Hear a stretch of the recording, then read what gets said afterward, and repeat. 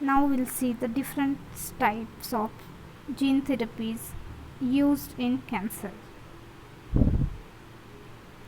So, first one is P53 advaccine, a P53 adenoviral vector. Advaccine triggers changes in the expression of numerous genes. Additionally, it may inhibit tumor angiogenesis and stimulate the host response to tumor. P53 is a tumor suppressor gene, code for protein that regulates cell cycle. Next one is VEGF, and the drugs are bevacizumab and aflibercept. Bevacizumab acts by selectively binding circulating VEGF, thereby inhibiting the binding of VEGF to its cell surface receptors. Vascular endothelial growth factor is signaling protein that promotes the growth of new blood vessels. Vascular endothelial growth factor form part of the mechanism that restores the blood supply to cells and tissues when they are deprived of oxygenated blood due to compromised blood circulation.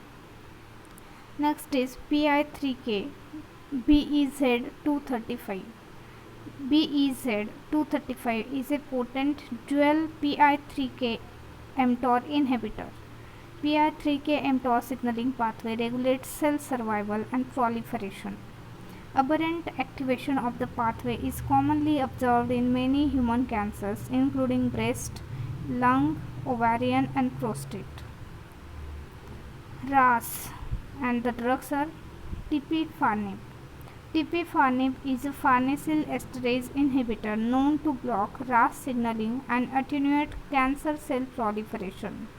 That is, blocks the post-translational modification of the fast tyrosine kinase. HRAS is one of the three human RAS proteins along with KRAS and NRAS, which plays important role in proliferation, survival, and differentiation. Next is MEK, and the drug is tramitonib. Tramitonib is a reversible and highly selective allosteric inhibitor of MEK1 and MEK2 with anti-cancer activity against metastatic melanoma. Next is mTOR, and the drug is rapamycin. Rapamycin, also known as sirolimus, forms complex with FKBP12 and in this form inhibits the activity of mTOR. mTOR is a protein kinase regulating cell growth, survival, metabolism, and immunity. Next is c-KIT, and the drug is imatinib. It is first-line imatinib, which inhibits activity of mutant KIT. c-KIT plays a role in cell survival, multiplication, and differentiation. Next is EML or ALK, and the drug is crizotinib. Crizotinib is a receptor tyrosine kinase inhibitor used to treat metastatic NSCLC because tumors have been confirmed to be anaplastic lymphoma kinase.